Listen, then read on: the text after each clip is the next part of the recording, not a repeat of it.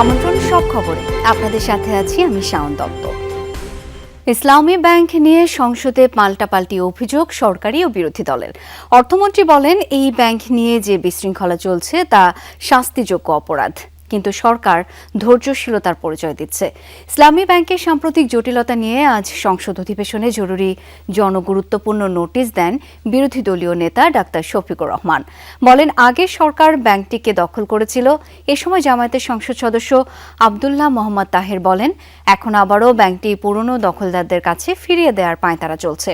স্বরাষ্ট্রমন্ত্রী বলেন, ব্যাংকটির সিএসআর ও আরডিএস প্রকল্প থেকে 22,000 কোটি টাকা ভোট কেনায় ব্যবহার হয়েছে।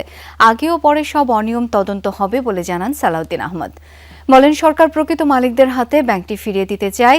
অভিযোগ চ্যালেঞ্জ করে বিরোধী দলীয় নেতা বলেন, জামায়াতের দলীয় ফান্ডে কোনো টাকা আসেনি। সবচেয়ে বড় ব্যাংকটি ধ্বংসের হাত থেকে বাঁচানোর আহ্বান জানান তিনি। এই আরডিএস প্রকল্পের মধ্যে কত হাজার কোটি টাকা ডিস্ট্রিবিউট হয়েছে জানেন? 22,000 কোটি টাকা ডিস্ট্রিবিউট হয়েছে। দুষ্ট লোকেরা বলে সেটা কোনো এক দলের নির্বাচনে তহবিলে লেগেছে। উনি কত 11,000 কোটি টাকার একটা রেফারেন্স দিয়েছেন। কে নিয়েছে এটা? আমি, আমার সহকর্মীরা? যদি এরকম হয় আমি বলবো সার্চ লাইট দিয়ে এটা তালাশ করে আমাদের বিরুদ্ধে যেন অভিযোগ। কোন রকম ফিনান্সিয়াল ইনস্টিটিউশনের সামনে ভিতরে বাইরে বিশৃঙ্খলা করার অর্থ তার শাস্তিযোগ্য অপরাধ, এবং এটার জন্য 2 বছরের জেল হতে পারে। কিন্তু বিএনপি সরকার অত্যন্ত ধৈর্যশীল। বাজেটে শুল্ক কর কাঠামোতে আনা হচ্ছে বড় ধরনের পরিবর্তন। কর ছাড়ে মনোযোগ দেওয়ার পাশাপাশি খুঁজে বের করা হয়েছে নতুন খাত। পণ্যমূল্য কমিয়ে আনতে শুল্ক কাঠামোতে ছাড় দেওয়া হতে পারে। দেশীয় উৎপাদনমুখী শিল্পও পাবে সুবিধা। ব্যক্তিকর মুক্ত আয় সীমায় থাকবে কিছুটা স্বস্তি, কিন্তু আছে শুভঙ্করের ফাঁকি। ইলেকট্রিক গাড়ি আমদানি, সোলার প্যানেল স্থাপনে দেওয়া হবে বড় ধরনের সুযোগ। দাম বাড়তে পারে সিগারেট ও দেশি মদের। শিল্পের কাঁচামাল আমদানিতে কমতে পারে এআইটি। কম্পিউটার ও যন্ত্রাংশ আমদানিতে সুবিধা দিতে চায় এনবিআর। কমতে পারে কর। আইসিটি পণ্য, ফ্রিল্যান্সিং, কন্টেন্ট ক্রিয়েশন আয় নিয়ে দুশ্চিন্তায় ছিল, কিন্তু এই আয় করমুক্ত রাখার ঘোষণা দিতে পারেন অর্থমন্ত্রী। মোবাইল সিমে বাতিল হচ্ছে 300 টাকার কর। ভ্যাট ফাঁকি উদ্ঘাটন হলে ব্যবসায়ীদের ক্ষেত্রে কমিয়ে আনা হচ্ছে আপিলের অর্থ। যারা ট্যাক্সের নেটের মধ্যে আছে তারা প্রতিনিয়ত আতঙ্কের মধ্যে থাকে, কারণ বিভিন্ন রকম আপনার অডিট হচ্ছে, বিভিন্ন রকম ভাবে সার্ভেলেন্স হচ্ছে। এটা কিন্তু আমাদের মধ্যে একটা ভীতি। মানুষ রেটের উপরে বেশি জোর দেওয়া ঠিক হবে না। এনফোর্সমেন্ট রেট, কর্পোরেট রেট এত দরকার কি, তাই না? 45 অমুক সঙ্গী এত ইনকাম ট্যাক্সে কর্পোরেট হচ্ছে আসল।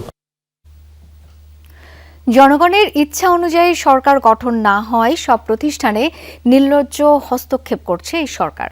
অপরাধীদের ক্ষমতার চেয়ারে বসাচ্ছে, এমন অভিযোগ করেছেন জামায়াত আমির ও সংসদের বিরোধী দলীয় নেতা ডাক্তার শফিকুর রহমান। বাজেট সামনে রেখে ছায়া বাজেট প্রস্তাবনার আয়োজন করে বিরোধী দল জামায়াত। এতে উপস্থিত ছিলেন বিরোধী দলীয় নেতা সহ 11 দলের শীর্ষ নেতারা। মগবাজারের ছায়া বাজেট প্রস্তাবনায় বিরোধী দলীয় নেতা বলেন, এই বাজেট কোনো দল বা গোষ্ঠীর জন্য নয়, এটি হতে হবে জনবান্ধব। সততা স্বচ্ছতা না থাকলে কোনো বাজেটই কার্যকর হবে না বলেও মন্তব্য করেন বিরোধী দলীয় নেতা। পরে 8,39,505 কোটি টাকার বিকল্প প্রস্তাব করে জামায়াত। আর্থিক, রাজনৈতিক, প্রাতিষ্ঠানিক, সাংবিধানিক সকল জায়গায় আজকে নির্লজ্জ রাজনৈতিক হস্তক্ষেপ একেবারেই স্পষ্ট। এক রাতেই জামালপুর ও কুড়িগ্রামের সীমান্ত দিয়ে শতাধিক মানুষকে পুষিনের চেষ্টা করেছে ভারতীয় সীমান্তরক্ষী বাহিনী। রাতের আধারে 8টি আলাদা সীমান্ত দিয়ে এই অপচেষ্টা চালায় বিএসএফ। তবে বিজিবি ও স্থানীয়দের বাধার মুখে বিএসএফ এর সেই চেষ্টা ভণ্ডুল হয়ে যায়। এদিকে দেশের সকল সীমান্তে বিজিবির কঠোর নজরদারির কারণে কমেছে পুষিন চেষ্টা। সোমবার রাতে জামালপুরের দেওয়ানগঞ্জ, বক্সিগঞ্জ এবং কুড়িগ্রামের রৌমারী ও রাজীবপুর উপজেলার 8টি সীমান্ত এলাকায় শতাধিক মানুষকে পুষিনের চেষ্টা করে বিএসএফ। তবে কোনোভাবেই সেই চেষ্টা সফল হতে দেয়নি বিজিবি। অনুপ্রবেশ ঠেকাতে সীমান্ত এলাকায় নজরদারি বৃদ্ধি করা হয়েছে। অরক্ষিত ও গুরুত্বপূর্ণ স্থানে বাড়ানো হয়েছে টহল। একই সাথে গোয়েন্দা তৎপরতাও বাড়ানো হয়েছে। বিজিবির পাশাপাশি রাতে সীমান্ত পাহারা দিচ্ছেন স্থানীয়রাও। এদিকে বিজিবির কঠোর নজরদারিতে দেশের অন্যান্য সীমান্ত এলাকায় কমেছে পুষিন চেষ্টার ঘটনা। লালমনিরহাট, ঠাকুরগাঁও, মেহেরপুর ও পঞ্চগড়ে জোরদার করা হয়েছে টহল। এখানে আমাদের বর্ডার বর্তমান মোটামুটি আমরা খুব সতর্কভাবে আছি। বিজিবি যারা আছে তারাও আমাদের সাথে সর্বক্ষণই তারা রাত দিন এখানে আছে। যে কোনো সময় রাত হোক আর দিন হোক 24 ঘন্টা আমরা বর্ডারে আমরা বর্ডারে থাকি, একটা লোকও আমরা ঢুকতে দেবো না। ভারতের সাথে চলমান পুশিন সমস্যার স্থায়ী সমাধান চায় বাংলাদেশ। সরকারের এই অবস্থান স্পষ্ট করে পররাষ্ট্র প্রতিমন্ত্রী বলেছেন, অবৈধ কোনো বাংলাদেশি সেই দেশে থাকলে বিধি মেনে তাদের ফেরত নিতে পারে ঢাকা, কিন্তু জোর করে সীমান্ত দিয়ে অনুপ্রবেশ কোনোভাবেই বাংলাদেশ মানবে না। এদিকে চীন, তুরস্ক, পাকিস্তানের সাথে বাংলাদেশের ঘনিষ্ঠ সম্পর্ক কৌশলগত কারণে ভারতের মাথা ব্যথার কারণ কিনা সেই প্রশ্ন তুলেছেন কেউ কেউ। প্রতিমন্ত্রী বলেন, সব রাষ্ট্রের সাথেই দেশের স্বার্থ অক্ষুণ্ণ রেখে এগুতে চায় বাংলাদেশ। তাই পশ্চিমবঙ্গ বা আসামের রাজ্য সরকার কি বলছে তা নিয়ে মাথা ঘামাতে চায় না ঢাকা। বলেন, বাংলাদেশ বিশেষ কোনো দেশের ব্লকে যাবে না, তাই অন্যের সাথে যোগাযোগ ঢাকা দিল্লি সম্পর্কে প্রভাব ফেলবে না বলেও মনে করেন প্রতিমন্ত্রী।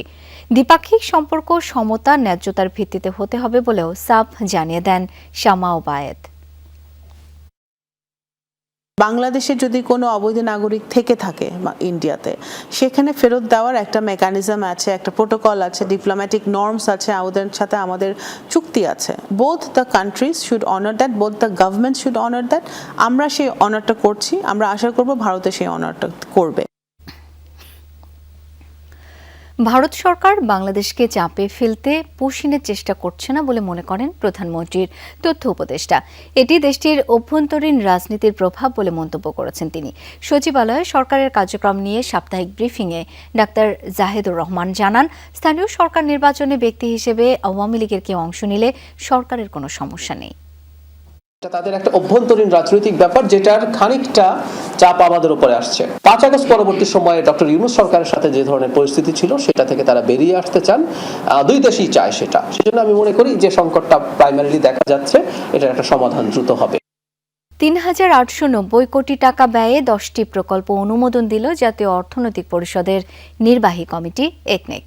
প্রধানমন্ত্রী তারেক রহমানের সভাপতিত্বে সভার প্রকল্প তালিকায় চীনা অর্থনৈতিক জোন থাকলেও তা নিয়ে আলোচনা হয়নি। উত্থাপিত হলেও পাস হয়নি খুলনা শিপইয়ার্ড সড়ক প্রশস্তকরণ ও উন্নয়ন প্রকল্প। সচিবালয়ে জাতীয় অর্থনৈতিক পরিষদের নির্বাহী কমিটি একনেকের ৪র্থ সভা অনুষ্ঠিত হয় মঙ্গলবার দুপুরে। প্রধানমন্ত্রী তারেক রহমানের সভাপতিত্বে এই সভায় 12টি প্রকল্প উত্থাপিত হওয়ার কথা ছিল, কিন্তু আলোচিত চীনা অর্থনৈতিক জোন প্রকল্প নিয়ে কোনো আলোচনা হয়নি বলে বৈঠক সূত্র নিশ্চিত করেছে।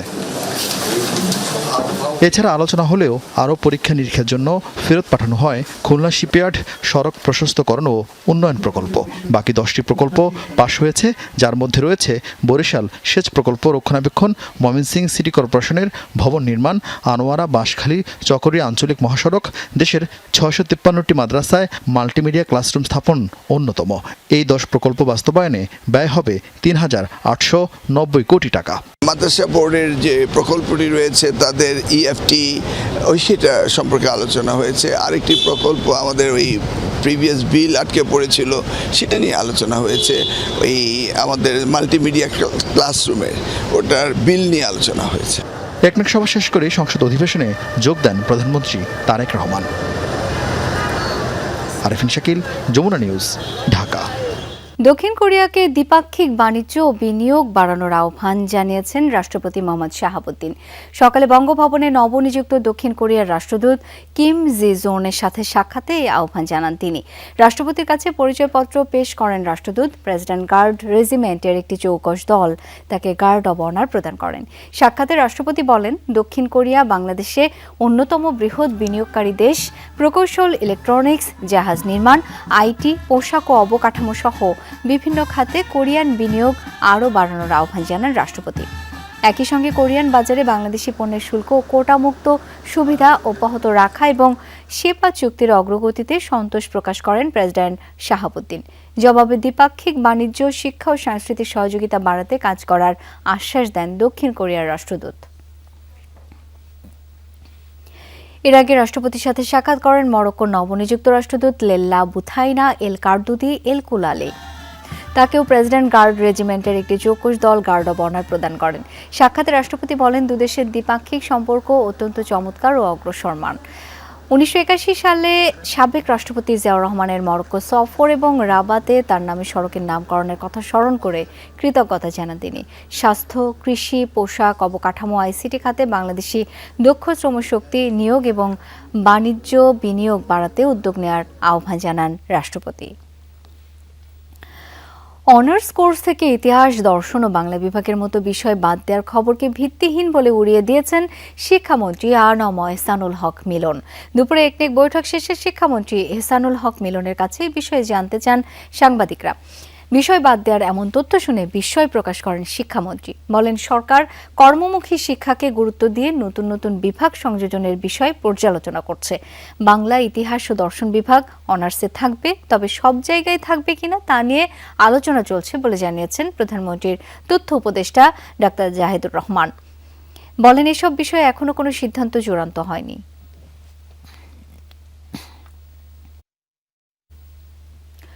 শিশু রামিসা ধর্ষণ ও হত্যা মামলার রায়ের পূর্ণাঙ্গ কপি ও ফাঁসির দণ্ডপ্রাপ্ত আসামি সোহেল রানা ও স্বপ্না খাতুনের মৃত্যুদণ্ডের রেফারেন্স সহ মোট ৭২ পৃষ্ঠার অনুমোদনের নথি পৌঁছেছে হাইকোর্টে। মঙ্গলবার বিকেলে দুই আসামির ফাঁসির রায়ে ঢাকা মহানগর শিশু সহিংসতা দমন ট্রাইব্যুনালের বিচারক মাসরুর সালেকিন স্বাক্ষরের পর ডেথ রেফারেন্স হাইকোর্টে পাঠানো হয়। এর আগে গত ৭ জুন রাজধানীর পল্লবীতে ৮ বছরের শিশু রামিসা ধর্ষণ ও হত্যার দায়ে আসামি সোহেল রানা ও স্বপ্না খাতুনের ফাঁসির রায় ঘোষণা করেন আদালত। আসামিদের উপস্থিতিতে ঢাকা মহানগর শিশু সহিংসতা দমন ট্রাইব্যুনালের বিচারক মাসরুর সালেকিন মৃত্যুদণ্ডের এই রায় ঘোষণা করেন। পাশাপাশি আসামি সোহেলকে ৫ লাখ টাকা অর্থদণ্ড দেওয়া হয়। অপরদিকে আসামি স্বপ্নাকে দণ্ডের পাশাপাশি ২ লাখ টাকা অর্থদণ্ড দেওয়া হয়। আমাদের পক্ষ থেকে সুস্পষ্ট কথা যে আমরা কোনোদিন বিলম্ব ঘটাবো না, আমরা কোনো মুলতবি গ্রহণ করবো না, ইভেন কি একদিনের জন্য না। অর্থাৎ যে মুহূর্তে থেকে মামলাটির শুনানি শুরু হবে সেই মুহূর্ত থেকেই রাষ্ট্র এই মামলাটির শুনানি করবে এবং আমরা ইতিমধ্যেই আগেই জানিয়েছি যে অ্যাটর্নি জেনারেল অফিসের পক্ষ থেকে ডেডিকেটেড লয়ার আমরা সিলেক্ট করেছি যারা এই মামলাটির শুনানি করবেন এবং আমরা প্রত্যাশা করি যতদূর সম্ভব আপিলটি নিষ্পত্তির মাধ্যমে রায় কার্যকরের দিকে এগিয়ে যাবে। কুমিল্লার বুড়িচংয়ে হাইওয়ে পুলিশের গাড়িতে হামলা ভাঙচুরের ঘটনা ঘটেছে। সকালে ঢাকা চট্টগ্রাম মহাসড়কের নিমসার বাজার এলাকায় এই ঘটনা ঘটে।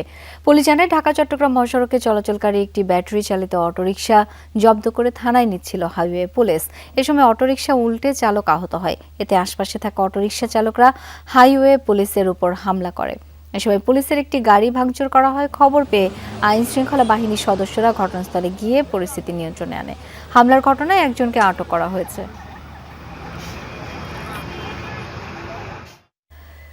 তরুণদেরকে গতানুগতিক চিন্তাভাবনা চ্যালেঞ্জ করে সম্মিলিতভাবে উদ্ভাবনী কাজে সম্পৃক্ত হওয়ার আহ্বান জানিয়েছেন বিমস্টেক মহাসচিব ইন্দ্রমণি পাণ্ডে। সকালে Bangladesh institute of international and strategic studies BIISS আয়োজিত সেমিনারে এই আহ্বান জানান তিনি। বিস ও জাতিসংঘ প্রকল্প সেবা কার্যালয় UNOPS যৌথভাবে তরুণ নেতৃত্ব, টেকসই ভবিষ্যৎ, একসঙ্গে HDG এগিয়ে নিয়ে যাওয়া শীর্ষক সেমিনারে বিমস্টেক মহাসচিব জানান, তরুণদের কণ্ঠস্বর, ধারণা ও আকাঙ্ক্ষাগুলো সকল উন্নয়ন কৌশল এবং উদ্যোগে প্রতিফলিত হওয়া দরকার, যা দেশের অভ্যন্তরীণ উন্নয়ন, দ্বিপাক্ষিক সহযোগিতা ও আঞ্চলিক সহযোগিতাকে জোরদার করবে। সেমিনারে 2টি প্রবন্ধ উপস্থাপন করা হয়। আয়োজনে নীতি নির্ধারক, উন্নয়ন কর্মী, শিক্ষাবিদ, যুব নেতা, সুশীল সমাজের প্রতিনিধি আর উন্নয়ন অংশীদাররা অংশ নেন। সবাই একত্রিত হয়ে বাংলাদেশে টেকসই উন্নয়ন লক্ষ্যমাত্রা অর্জনে তরুণরা কিভাবে রূপান্তরমূলক ভূমিকা পালন করতে পারে তা নিয়ে আলোচনা হয়।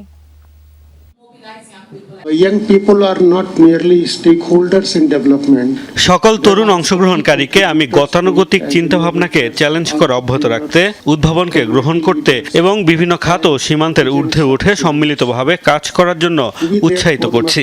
এছাড়া বিমস্টেক অঞ্চল জুড়ে অভিন্ন উন্নয়নমূলক প্রতিবন্ধকতা মোকাবেলায় আঞ্চলিক সহযোগিতা এবং যুব সম্পৃক্ততা বাড়াতে হবে বলেও মনে করি আমি।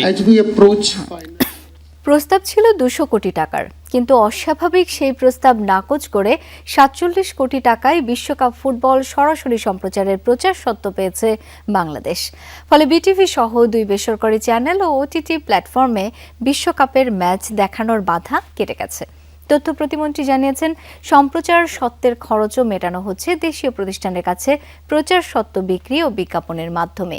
বিটিভি সহ বাংলাদেশি চ্যানেলে বিশ্বকাপের সম্প্রচার নিয়ে সংকট তৈরি হয়েছিল। ফিফা থেকে সম্প্রচার সত্ত্ব কেনা সিঙ্গাপুরের একটি প্রতিষ্ঠান বাংলাদেশে বিশ্বকাপ দেখাতে সরকারের কাছে চেয়েছিল অস্বাভাবিক 200 কোটি টাকা। এর সাথে যোগ সাজশ ছিল দেশীয় একটি চক্রের, যেই চক্রটি 2022 সালের বিশ্বকাপেও অস্বাভাবিক প্রচার সত্ত্ব দাবি করে সফল হয়েছিল। তখন আওয়ামী লীগ সরকার 100 কোটি টাকা লুটপাটের সুযোগ করে দিয়েছিল বলে অভিযোগ করেছেন তথ্য প্রতিমন্ত্রী। সরকারের কোনো ভর্তুকি দিতে হচ্ছে না, বিটিভির কোনো ভর্তুকি এখন দিতে হচ্ছে না। ভ্যাট ট্যাক্স বাদ দিয়ে যেটা আসে ওটা সর্বোচ্চ 1-2 কোটি টাকা এখন পর্যন্ত রিকভার হয়নি, বাট হয়ে যাবে এটা উইদিন কাপল অফ মান্থস। বিটিভির মাধ্যমে আমাদের যারা সত্যগুলো নিয়েছে তাদের মাধ্যমে সারা দেশের মানুষ বিশ্বকাপ ফুটবল দেখবে। তুই এই বসে কি শুরু করলি? মা আমি তো মা, ও মনে হয় অন্য কারো প্রেমে পড়েছে। হ্যাঁ প্রেমে পড়েছি। আমি যমুনা বিএলডিসি ফ্যানের প্রেমে পড়েছি। 70% বিদ্যুৎ সাশ্রয় যমুনা বিএলডিসি ফ্যান, যে কোনো ভোল্টেজে একই গতিতে চলতে সক্ষম। তাই যমুনা বিএলডিসি ফ্যানের বাতাসে প্রেমে পড়া যায় অনায়াসে। তাহলে এটা কি? বিদ্যুৎ বিল পুরো পা কাটাই লাগবে, অর্ধেক পা কাটা লাগবে, পুরোটা কাটা লাগবে।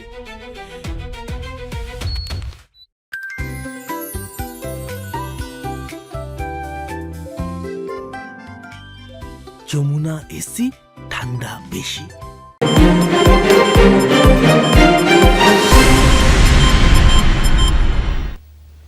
আর একবার আমন্ত্রণ, দেখছেন সব খবর। ঢাকার আজিমপুর সরকারি কলোনির জন সি উন্নয়ন প্রকল্প বাস্তবায়নের আগে ক্ষতিগ্রস্ত 418টি পরিবারের পুনর্বাসন নিশ্চিত করার দাবি জানিয়েছেন বাসিন্দারা। সন্ধ্যায় আজিমপুরে এক সংবাদ সম্মেলনে এই দাবি জানান আজিমপুর সরকারি কোয়ার্টার্স জন সি কল্যাণ সমিতির নেতারা। বক্তারা বলেন, তারা উন্নয়নের বিরোধী নন, তবে মানবিক, ন্যায়সঙ্গত ও টেকসই উন্নয়নের স্বার্থে পুনর্বাসন নিশ্চিত না করে কোনো পরিবারকে উচ্ছেদ চান না তারা। তাই পরিকল্পনা কমিশনের সিদ্ধান্ত ও হাইকোর্টের নির্দেশনা অনুসারে পুনর্বাসনের ব্যবস্থা গ্রহণের দাবি জানান। এদিকে ঢাকার 7 আসনের সংসদ সদস্য হামিদুর রহমানও কলোনির বাসিন্দাদের দাবির সাথে একাত্মতা জানিয়েছেন।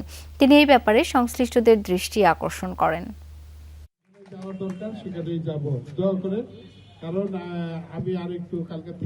জোন সি প্রকল্পটি শুরু করার পূর্বে বর্তমানে বসবাসরত 418টি পরিবারকে জোন বিতে স্থানান্তর করা। আজিমপুর এলাকার ইতিমধ্যে সম্পন্ন হওয়া জোন এ এবং বি এর ন্যায় 2 ধাপে প্রকল্প বাস্তবায়ন করতে হবে। মহামান্য হাইকোর্ট যেখানে বলছে যে হাইকোর্টের স্টে অর্ডার আছে, স্ট্যাটাস কো আছে, মানে যে অবস্থা আছে সে অবস্থা থাকবে, সেখানে তো ওনারা এগুলো করতে পারেন না। যমুনা টেলিভিশনে মানিকগঞ্জের শিকলবন্দি তরুণীর সংবাদ প্রচারের পর খোঁজ নিয়েছেন স্থানীয় প্রশাসনের কর্মকর্তারা। মঙ্গলবার সন্ধ্যায় শিবালয় উপজেলা নির্বাহী অফিসার মনীষা রানী কর্মকার মানসিক ভারসাম্যহীন ওই তরুণীর বাড়িতে যান। এ সময় ভুক্তভোগী তরুণীর পরিবারের সাথে কথা বলে তাকে উন্নত চিকিৎসার আশ্বাস দেন। এদিকে পুলিশ হওয়ার স্বপ্ন নিয়ে বেড়ে ওঠা আঁখি আক্তার হঠাৎ মানসিক ভারসাম্য হারিয়ে ফেলেন। 3 বছর ধরে শিকল দিয়ে বেঁধে রাখা হয়েছে তাকে। অর্থাভাবে চিকিৎসা করাতে পারছে না পরিবার। এই নিয়ে প্রতিবেদন প্রকাশ করে যমুনা টেলিভিশন। বিএনপির প্রতিষ্ঠাতা ও প্রয়াত রাষ্ট্রপতি জিয়াউর রহমানের 45তম শাহাদাত বার্ষিকী উপলক্ষে নারায়ণগঞ্জে আলোচনা সভা অনুষ্ঠিত হয়েছে।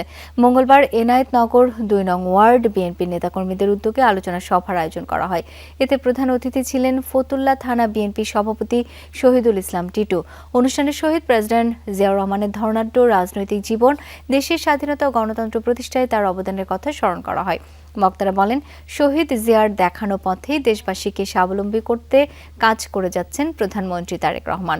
পরে প্রয়াত প্রেসিডেন্ট জিয়াউর রহমান ও বেগম খালেদা জিয়ার রুহের মাগফিরাত কামনায় বিশেষ দোয়া ও মোনাজাত করা হয়। প্রথমবারের মতো ওয়ার্ল্ড কংগ্রেস অব অডিওলজিতে অংশ নিলেন বাংলাদেশের প্রতিনিধিরা। দক্ষিণ কোরিয়ার সিওলে অনুষ্ঠিত এই আয়োজনে বাংলাদেশি স্পিকার ও প্রতিনিধি হিসেবে যোগ দেন তরুণ অডিওলজিস্ট SM তৌফিক আবিদ। 2 বছর অন্তর এই কংগ্রেসের আয়োজন করে ইন্টারন্যাশনাল সোসাইটি অব অডিওলজি। সংস্থাটি ওয়ার্ল্ড হেলথ অর্গানাইজেশনের সাথে সমন্বিতভাবে শ্রবণ স্বাস্থ্য উন্নয়নে কাজ করে। এবার 100টির বেশি দেশ থেকে কয়েক হাজার শ্রবণ স্বাস্থ্য সংশ্লিষ্ট পেশাজীবী, গবেষক, শিক্ষক, শিল্প প্রতিষ্ঠানের প্রতিনিধি এবং বিশ্ব স্বাস্থ্য সংস্থার প্রতিনিধিরা অংশ নেন। সম্মেলনে শ্রবণ স্বাস্থ্য বিষয়ক অসংখ্য গবেষণা উপস্থাপিত হয় এবং বৈশ্বিক শ্রবণ স্বাস্থ্য উন্নয়নে গুরুত্বপূর্ণ সিদ্ধান্ত গৃহীত হয়। ওয়ার্ল্ড কংগ্রেস অব অডিওলজি 2026-এ বাংলাদেশের প্রতিনিধিদের মধ্যে আর উপস্থিত ছিলেন শ্রবণ বিশেষজ্ঞ উম্মে শরীফা ইসলাম, মোহাম্মদ আরিফুল ইসলাম এবং পাইজার বিইউপির শিক্ষার্থী আর জামান খান। ইরান ইসরায়েল সংঘাত আপাতত থেমেছে। যুদ্ধবিরতির পর আবারও সামনে এসেছে বহুদিনের অচল অবস্থায় থাকা ইরান যুক্তরাষ্ট্র আলোচনা। মার্কিন প্রেসিডেন্ট ডোনাল্ড ট্রাম্পের দাবি, ইরানের সাথে আলোচনা চলছে এবং 1 থেকে 2 দিনের মধ্যেই এর অগ্রগতি স্পষ্ট হতে পারে। যুক্তরাষ্ট্রের কৌশল সফল হচ্ছে এবং খুব শিগগিরই পূর্ণ বিজয় ঘোষণা করা সম্ভব হবে এমন দাবিও ট্রাম্পের। তবে সংশয় সন্দেহ এখনো পুরোপুরি দূর করতে পারেনি ইরান। তেহরান বলছে শান্তি আলোচনা ইরানের কাছে যুদ্ধেরই আরেকটি অংশ।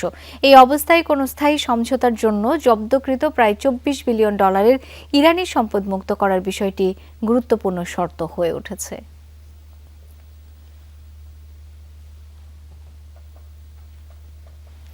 এই ছিল সব খবরের আজকের আয়োজন। ধন্যবাদ এতক্ষণ সাথে থাকার জন্য।